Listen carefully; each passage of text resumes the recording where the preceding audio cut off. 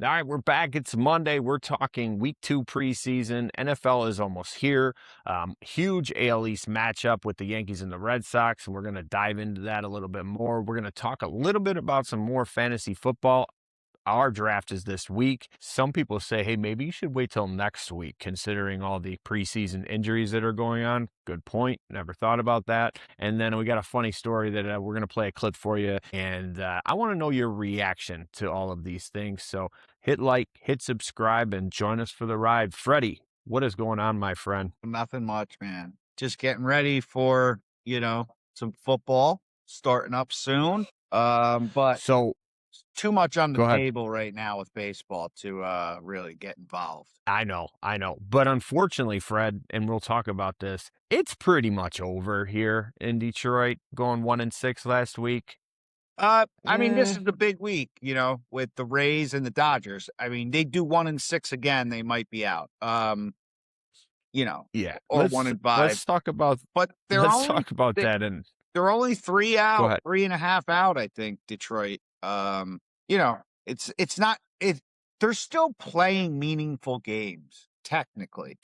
Technically, you're correct. Yeah. You're correct. I do think a lot of people are kind of getting checked out, to be honest with you, after the last week. And number one reason why, Fred, I'm going to play a little clip for you here, bud. This was 39 Saturday. seconds to go, first half. Call it Our new rookie, Derek Moore from Michigan, gets a strip sack. So I took the kids to the Lions preseason game. Yes. 50,000 people in attendance on Saturday, which was awesome. I think it did a couple things. Number one, we only have one home preseason game, so you only get one opportunity. Number two, just like myself, I had 10 tickets. If that was a regular season game, to get 10 tickets, I would have to refinance my house. Yeah. It's such a cool opportunity to take the kids, let them experience it, the atmosphere, but the place was buzzing, Fred. Absolutely buzzing. So I'm excited, man. I even told the kids, I got a little bit of the chills, even though we didn't get to see anybody of significance for the most part. Defensively, we got to see some players, but it was still fun to be in the building. We tailgated before, which was crazy. You ever been to a preseason tailgate, Fred? In Detroit? Anywhere. Oh, Anywhere. Yes. You Yeah. have? Yes. Explain. Well, growing up, no matter what preseason or not, if the Steelers played the Jets or Giants, I went to the game. And there Okay. were a lot of Jet or Giant preseason games against the Steelers growing up. Okay. And there was I always a group of us, and like this is before I would go out to Pittsburgh and stuff. Like, this was Right. the only time I was able to see my team. Would be Fair a enough. preseason game, and then once in a blue moon, it was Steelers at the Jets, yay! It's like once every 5 years, But Right. growing up, yeah, I went to a ton of Steeler preseason games. No, I said Anytime they were tailgates, there, though. I said tailgates, though. of course. But Okay. Jets and Giants is a tailgate event Okay. because it's All right. like the Silver s- Dome. Right. Okay, I got you. I So, ran into my buddies on Tuesday evening, and they were at an event that I hosted, and they said, "Are you coming to the tailgate?" I said, "You guys are tailgating?" He says, every good tailgate needs a preseason tailgate." True, I said, "Well, that makes got to sense. practice. That makes sense. You Well, got to yeah. practice." And a lot of the preseason games at MetLife, well, like I said, it's like the Silver Dome, right? So there are no bars and stuff.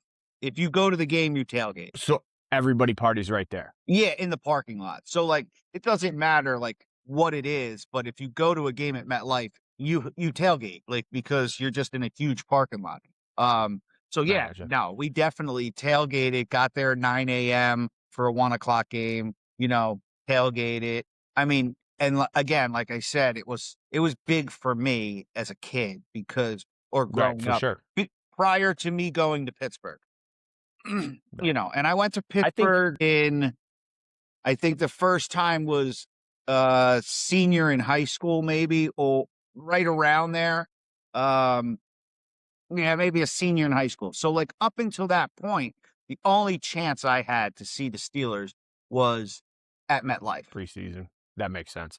That makes sense. I think the biggest story, I mean, obviously, I know we're in preseason. You're getting to see some people I play, sat- but there's, I sat first row of the end zone against the Jets preseason Steelers. see, that's awesome. Like That's super cool. we were like 20 deep in the corner of the end zone. Like Right. something I remember pretty vividly. But like, yeah, we held back no punches for preseason. If the now today is a different time. I probably would still go if I was in Jersey and they were at MetLife. Right. Okay. But yeah, I mean, like I said, I was going to Pittsburgh, so preseason was like, secondary at that point. For sure. But again, to your point, for my nephews, my son, obviously my daughter, they all got to see a game. They got to be able to be there. But again, good memories for the kids. But I think the biggest story coming out of week 2, if there's anything, is the quarterback controversy that's going on in Cleveland, which is interesting. I'm going to play this clip for you, Fred. That's all over the internet. Let's listen to it real fast. I think the biggest thing is, I think you guys know too, and I think the whole world knows. It has nothing to do about the performance. It's a little bit personal than that. So I think it's a disrespectful thing. So yeah, I mean, I'm gonna keep whatever I feel with me and my family internally on how I feel about that, and yeah, just move on. But don't you think, Deshaun, that winning and playing better would eliminate some of that booing? Last time I played on this field, I tore my Achilles. Doesn't answer the question, base, by the way. They cheered when I got hurt. So, does that have to do with? What does that have to do with anything about performance? When a person get hurt, especially for your own city, and they cheer. Does any of that make you regret coming here? No, I don't regret anything in my life. That's where I had to stop it, Fred. I don't regret anything in my life, is what he says. Give me your first reaction to this press conference, because obviously this is airing on Monday. We're recording on Monday. Cleveland just announced that he is the starter. So there's going to be some things. I'm going to play another clip after you comment on this, but let me know your first reaction when listening to this press conference from this idiot. Before that last statement, as he was talking, I wanted to ask him too, like, why are you here? 200 million, Fred. What's that? 200 million. True. That's why. True. But I mean, he could probably, I guess, ask for a trade. I don't know if that 200 million is guaranteed or how that's worked out. But my thing is the whole tearing your Achilles and them cheering or whatever, that's crazy to me. Either you need to retire or go somewhere else where at least they'll cheer for you. I've always thought though, Brad, to be honest, every year I'm well, they when there was talk about Cleveland's quarterback situation, I would always say, well, Deshaun Watson, because like you said, they paid a dude to come here.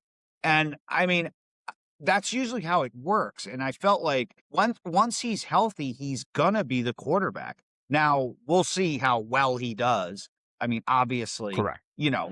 But I think the job was always his if he was healthy. Now, I mean, I don't know if that's good or bad. But like you said, the contract, obviously, they invest all that money. He's definitely going to be the quarterback. I didn't think there was any question of who was going to be the quarterback if he comes in healthy. Well, let me ask you this. But he number one, what he says in there in the first part, because the second part, not regretting anything, is absolutely a very immature statement. You for sure regret this. I don't give a shit what you say on camera. You regret either doing it or getting caught. Either or, one of the two, whatever your type of person you are, you regret it. You not wish that this, if I could do it all over again, I would. Get out of here. You're an idiot. You're an absolute idiot. But the other thing too is it's not performance based. Let me tell you this. If he was out there on Saturday and he had 3 touchdowns and threw for 100 yards in the first half, and they sat, I promise you he would not be booed. I don't give a shit what he did in his personal. You remember a guy by the name of Ray Lewis? People seem to have forgotten that.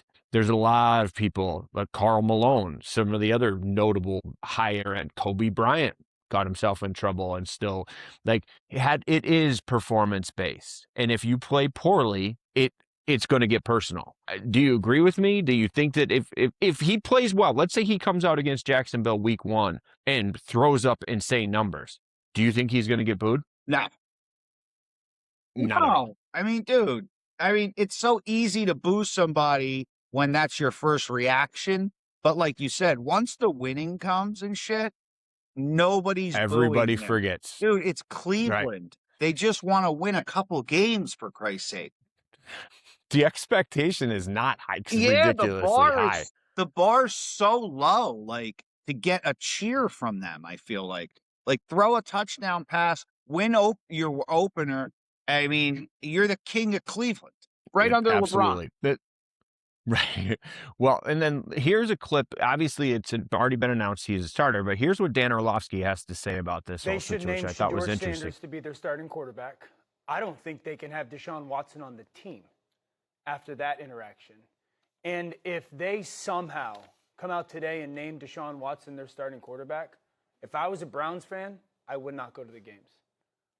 You cannot handle the press conference in that way, given the circumstances of what has transpired since they gave you $230 plus $250 million guaranteed, and the lack of performance and availability has shown itself in a city like Cleveland. I feel bad for those fans that they have to sit there and listen to that. So if this was strictly a football decision, it'd probably be a coin flip, 50-50, whatever guy you want to start. So he's basically saying, regardless of the contract, he said after that interview, he's saying that Deshaun Watson should just be gone completely. What's your thought on what Dan Orlovsky said and how and maybe just not going to the games? Now, you've been very outspoken when it comes to if you don't like what you see on the field, don't show up. I mean, that's the only way you get change, most likely. Most likely that's your only way. But what happens is that rarely happens because it's so hard, like you just said, to take a family to the game. So when that happens and prices drop and stuff like that, then you get people going to the game anyway. But no, I do agree with Orlovsky because first of all, it's a huge distraction. And like, to be honest, again, I'm not saying this to punch down, but I don't know if Cleveland needs any more distraction. Like 100%.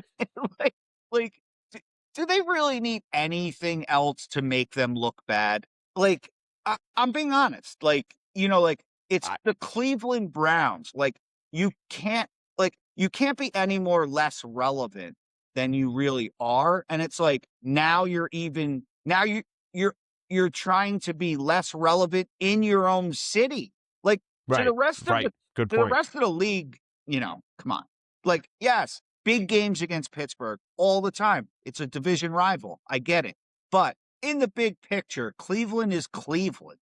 Like, and I know I rag on Ohio and shit like that, but there's a reason why I do that. It's Ohio. 100%. Like, give me a break. But yeah, I don't think that Cleveland needs another reason to be more irrelevant.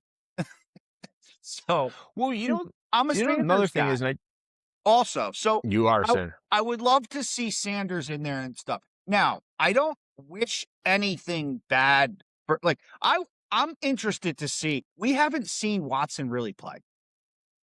Right. So I'm interested to see how good he is. I mean, I'm not going to say that he's bad because I think he's still athletic and stuff. It's interesting just to see how it turns out. Like, stat wise. Now, not on a personal level, just, on a football level, I'm interested to see how he does. Now, I would love to see them give Sanders a year to try to see what he looks like. But if the case is, I mean, like, listen, again, I don't care about Cleveland, but I'm interested to see his numbers. Yeah, me too. I'm definitely interested to see what he can do. And I mean, to your point, like I get your fans are booing you. Either you make a decision to just get rid of them, you eat the money, or you have to at least give him a shot. Yeah. Regardless of what the fans are saying, you're paying the guy $230-ish some million I dollars, think what they're and now doing he's is finally healthy. they're giving him the rope, right? Like, to Great make point. it easy for the higher offense folks, they're going to give him the rope. And listen, if he plays well, like you said, people are going to be cheering. Nobody But cares. they're Nobody trying. cares. I think their expectation of him to fail is higher than their expectation to him to succeed. So they'll let him Right. do it on the field. Let him do that, right? Yep. To himself. And He here's the controls thing his own too. destiny. 100%. And they literally have nothing to lose. Nothing. They have nothing to lose. No. You got to give the kid a chance. What about the other quarterback that they drafted, that Gabriel? What was his name?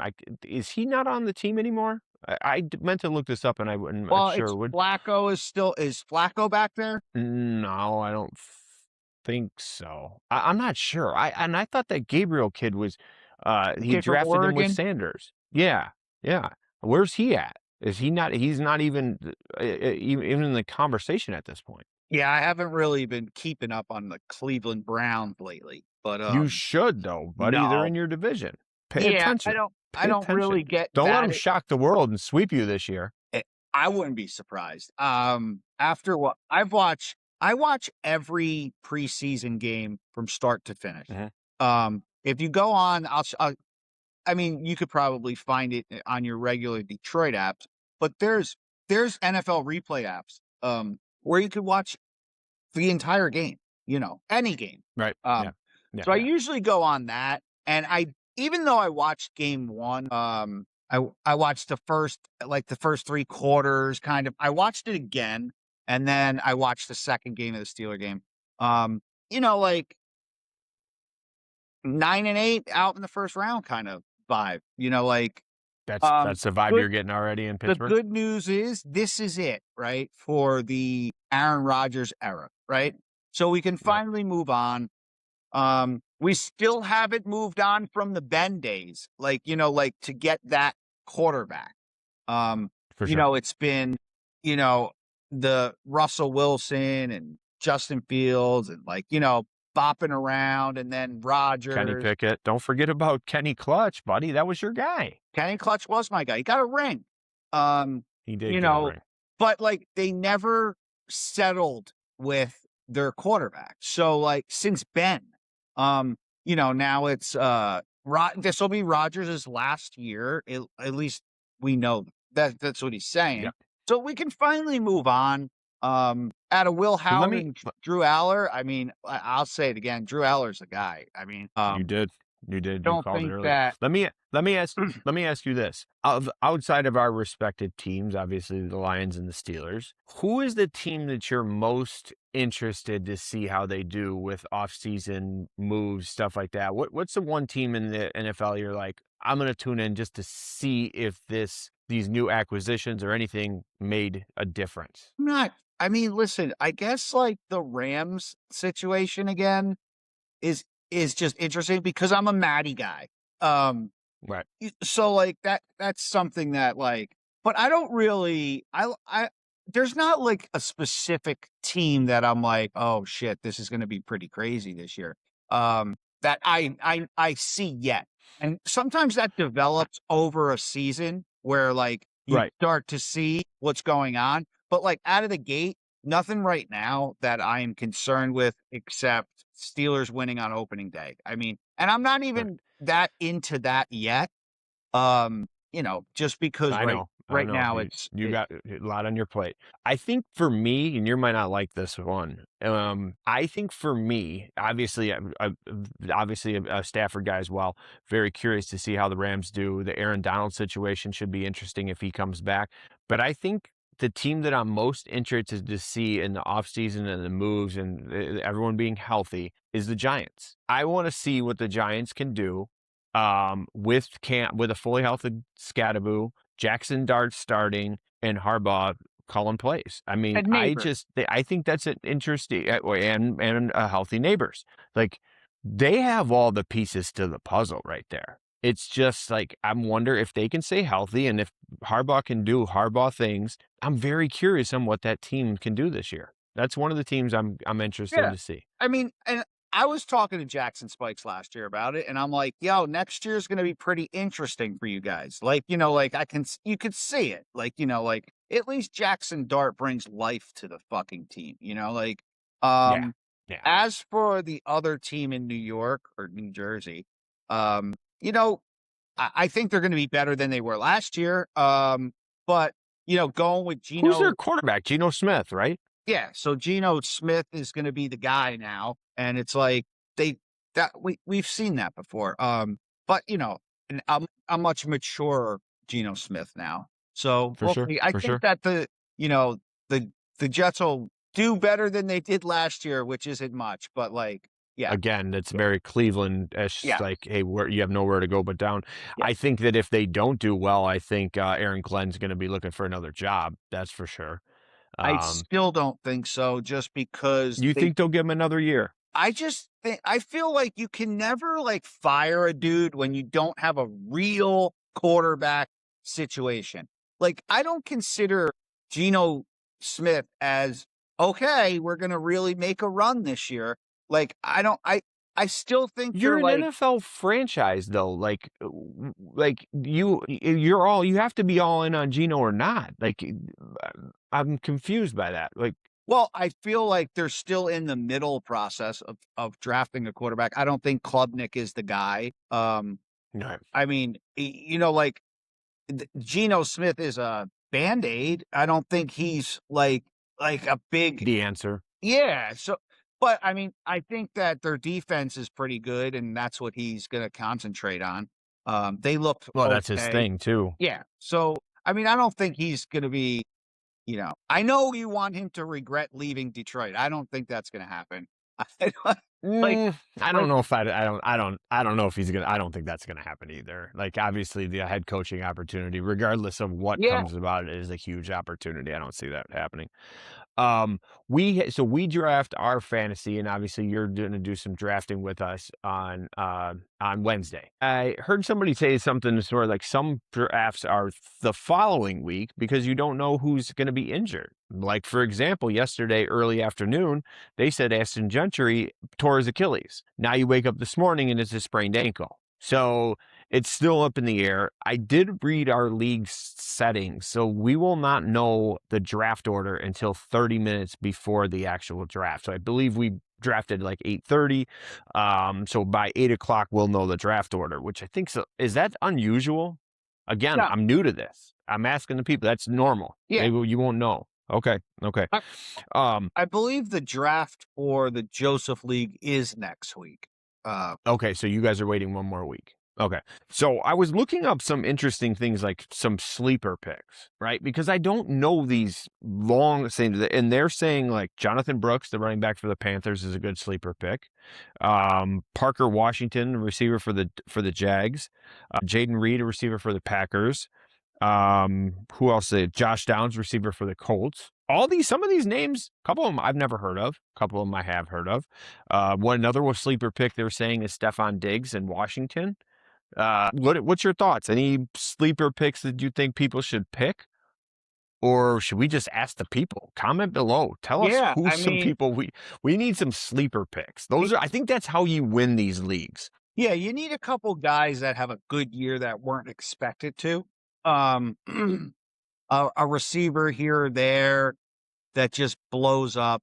If you get one of those, that's fantastic. I don't know if the sleeper picks are so tough because you hear so many different things and I would never buy anything draft related, books and stuff like that. I think that's crazy. Like you could. Well, I mean, that's you're also showing our age in that back when the draft book, and now everyone's just online. But I remember back in the day, people would take the books. They're bringing like 8 different books. They got them highlighted and shit, like wild. Like, Wild. and I've always said this too. It's like all that shit that you're doing, if there 9 people in your league are going to lose. So like, Yeah. Well, we have 12 in so ours. 12 in ours. 11. 11 people in your league. And people would say to me, like, oh, you're just going to draft all Steelers. That's stupid. Yeah, I guess it's as stupid as 99% of the other people in the league. Like, I do 0 research and draft all Steelers. And then you have people who do tons of research, and it doesn't guarantee you're going to win. 100%. So, But I'm curious though, and I want to ask the people. Hopefully you can get some in the comments. I want to know what is the most what they feel the most reliable fantasy football source is. There's so much out there. Like I spent probably an hour yesterday just scrolling but the problem is you don't know what order you pick in, right? So 30 minutes before. So like if you're number 1 right now, they're saying you either take Jahmyr Gibbs or Bijan.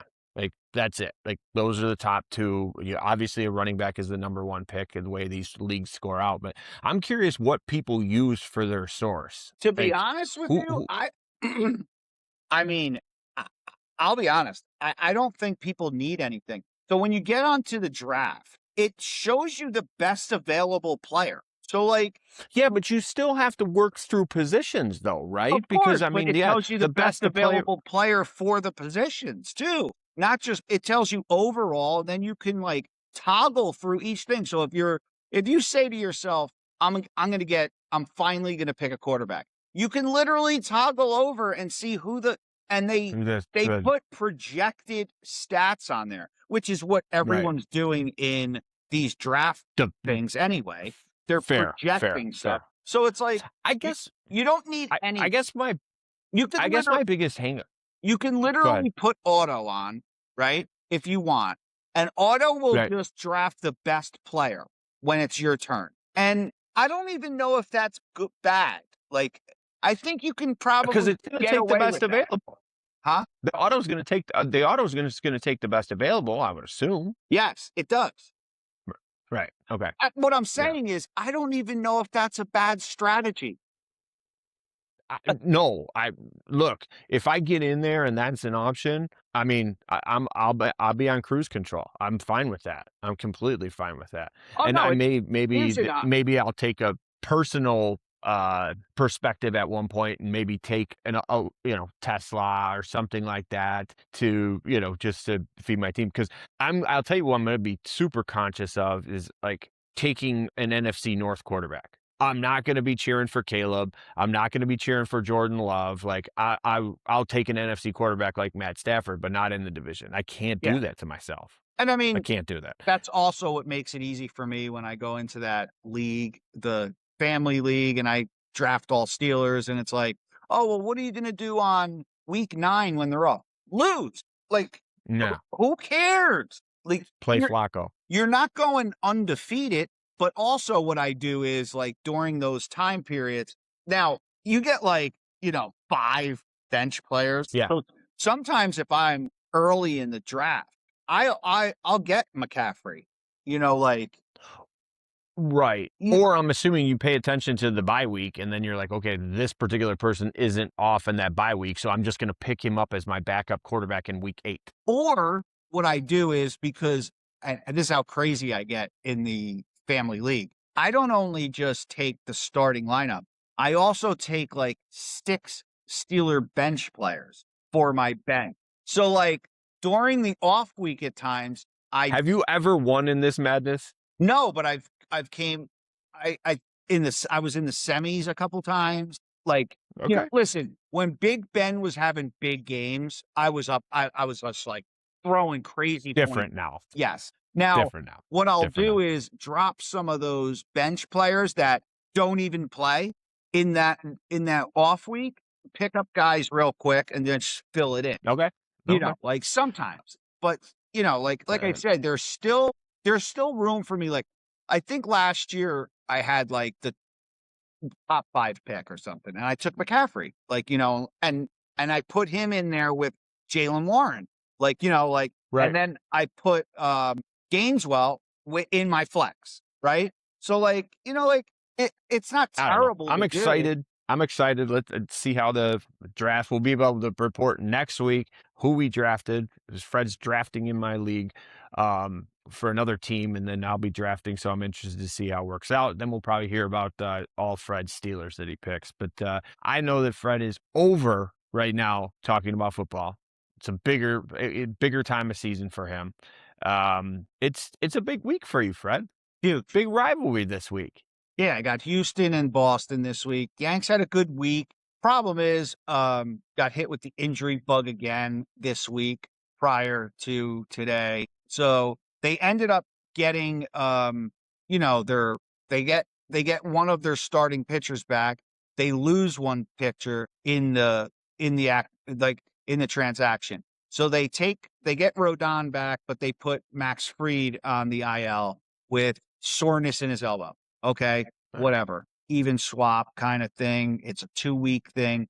But this week, Weathers comes out of the game. He's like our number 4 starter. He comes out of the game with forearm stiffness. They're like talking about shutting him down for 2 weeks automatically. So it's like you get one pitcher back and you lose 2. So now we're back to 4 starters.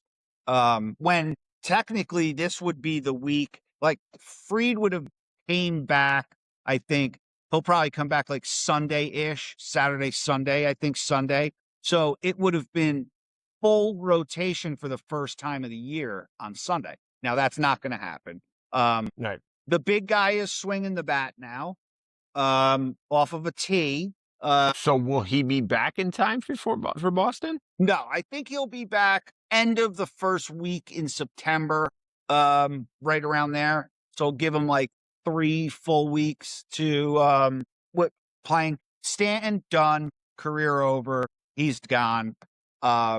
Career over. Done.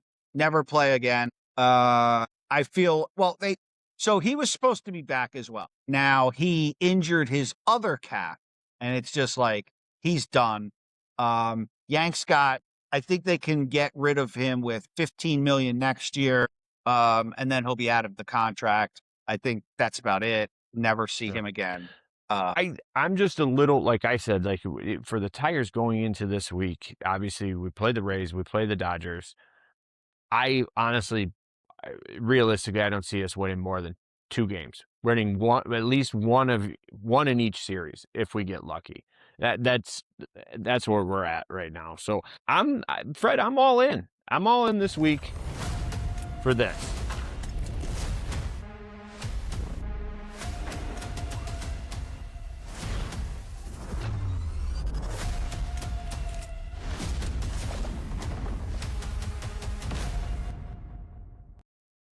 So what's your prediction? What do you think? I think they split. I think if they split, I'm going to be so pissed. I just think they split because the way the pitching's lined up for the Yanks is it kind of like there's one game right now where we don't even have a starter. So I'm assuming they're going to pull a bullpen game because of, like I said, Weathers getting hurt. And I do think that they're setting up for Fried to come back Sunday to pitch in Sunday's game. So it's kind of like. So who would Fried pitch against Sunday? I think Fried would pitch Sunday. I'm not sure who they got going on. But like our whole thing got fucked up. I think if nobody got injured, I think that with the day off today, I think what I would have done is I would have pitched Cole tomorrow instead of Wednesday because then he got the day off. So like there's a day off today. So it doesn't like, right. He's still on schedule. He actually gets one more day rest. But if you pitched him on Tuesday, he can pitch over the weekend. Wednesday, Thursday, Friday, Saturday, he could pitch the Sunday game. So like that would have, because he's going to miss the whole Boston series, Cole. So like, that's silly to me. Especially that you're down to, after Cole, you have Rodon and Schlittler. Like, I mean, yes, they'll pitch 2 of the games, but the other 2 games, they have nobody right now pitching. Right. So like, how many, what's the game's difference right now? Are you guys between each other? 3? 3. Yanks are 3 out and 3 up. 3 out of first. If the Tigers can do some damage this week with the Rays, that would be. Sorry, damage. buddy. Last week I told you we were going to. This week, not so much. So I hope we do. I hope we help you guys out. I hope we help both you and Nolan out and sweep the Rays. I see us maybe winning one in against Tampa, maybe winning one against the Dodgers. Luckily, something happens. I mean, the big game is Scooble. You got the Scooble game. So have they announced for sure what day he's going to pitch? Because I tried looking it up. I think it's probably going to be Saturday. Maybe it's the third game. I feel like they kind of moved it around because at one point it was Framber and Scooble, but then I saw that it's I think Montera or and Scooble now. I would have loved to see Melton and Scooble. Scooble. That would have been a cool game. But yeah, I mean, yeah, it's not going to be easy winning out there. But the thing is, they haven't been playing great. They lost a couple weeks ago, 2 weeks ago, they lost a bunch in a row. Like, they're Dodgers.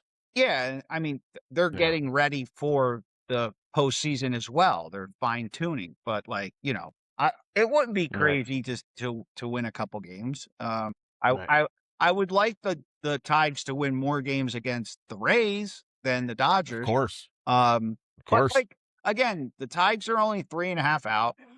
It's not the end of the world. They're technically playing meaningful games. It's the end of August, almost, right? I mean, if you're playing meaningful games, if you're within 5 games in September, I think they're meaningful games. So, they could be playing meaningful games in September and without 2 of their best pitchers. Yeah, it would be interesting to see how they do it. Just going 1-6 this past week and playing probably arguably the 2 best teams in baseball this week. Yeah, it's a long shot. It's a long shot for sure. I have one last clip I want to play for you before we end this week's show, because I'm very curious. Obviously, I played football my entire life, and what these coaches would say to you on the sidelines or in basketball or in practice is, I mean, wild.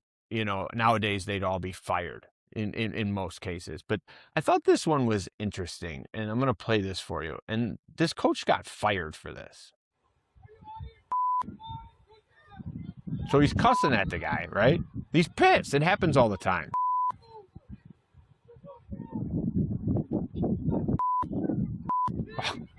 The kid just takes it. They fired him for that, Fred. I know. It's not like he deliberately kicked the ball at the kid. If anybody with a brain knows, that was purely in frustration. If that was the case in those actions, every single coach I ever played for playing football would be fired. They would be fired. They would never see a field ever again. Do you think they went too far by firing this guy for this? I mean, I think they should have gave the guy a chance to explain himself and say that in no way, shape, or form was he trying to kick the ball into that kid's nuts. Now, exactly. Not wearing a cup is weird. I'm not defending the coach, but if you got a cup on, I'm not sure you go down that way. No. Now, as for coaches in the past, I mean, that's nothing. Nothing. Zero. We would have. They used to. People would have take my helmet, and they had their whistle, and they would hit the top of your helmet. Do you know how ear piercing that was to have that whistle hit the top of that helmet? Well, so yes, and I went to my nephew's game, Ed and Al, their son. He now is going into junior year. This was his freshman year. I went to his game freshman year, go up there. Yeah, I make my way onto the field, kind of thing. I'm sorry. No, it's 8th grade. His 8th grade. His last year of Pop Warner. Because my buddy Ed was coaching and stuff like that. Now, he wasn't coaching him, but he was coaching a different age. So I go on there. They're getting ready. I grab him by his shoulder pads and start doing one of these. Yeah. And Ed grabs me and goes, "Yo, they don't do that shit." And I was like, oh, my bad. Because I'm like, you ready? Yeah. And he was like, they don't do that no more. And I go, are you serious? I was like, I felt terrible because I didn't want to. So then I kind of made my way off the field and went back into the stand. But I mean, By your own free will, or were you escorted? the grabbing of the face mask, like Always. Like if he was pissed and he yes, wanted to talk to you, he's just like boom, right that's here. You're how like this. that's how you were spoken to, by grabbing their face mask. Now, a funny thing that we used to love and laugh at too, and I'm talking 9, 10, 11, 12-year-old kids. We used to run when we ran. We used to run the perimeters, and Yeah, for and sure. you We know called how- them trees. yeah, and so we would all run in like a pack, right? Because it's end of practice, and you just had to go one time around or whatever. Yeah, yeah. So like, Yeah. you're like in a mob of people, kind of. And our coach would always chuck a ball. And we weren't Into the crowd, right. And whoever got hit, we'd laugh at. for sure. Like you would Nowadays, run, and you would wait for somebody to get hit in the helmet, and you'd be for like sure. just running, jogging, and then somebody bonk, and you'd be like all But the time. But nowadays, Fred, he'd be fired. Done. Dude, done. Some of the drills we did are banned and outlawed. Like, it's a different world, but like I'm talking 9, 10 years old getting slapped across the helmet, but I didn't care. Like, I'm just saying that was like kind of like normal shit. Like, and like Right. obviously the grabbing of the face mask, I thought that was the move. Like, I thought that was kind of normal. I don't know if these guys can even do that in high school. I'm not sure if somebody sees video of like the head coach like grabbing somebody's face mask and doing this, I don't know if like he's gonna have a job. 100%. It is a different world we live in. All right, Fred, that's all I got for this week. We'll see you on Friday. What's the name of the movie we're seeing this week? Insidious. Christian went to see it. He said 7.5 out of 10. Okay. He rates out of 10, by the way. He said 7.5 out of 10. Not the best one, but it was good. Yeah, I'm going to be taking my Insidious journey starting today. I have the list of the first 5 in chronological order. So I'm going to be watching probably 2 today, maybe 3, maybe another 2 tomorrow. You got a lot of work to do. You have a lot of work to do. I'm interested to get into the whole Insidious universe. All right. I'm going to call Cousin Doug. I know he doesn't want to go by himself, so hopefully I can get him out on Tuesday. You heard his comment. I can't wait to hear what the boys have to say. Fred, I will see you next week, my friend.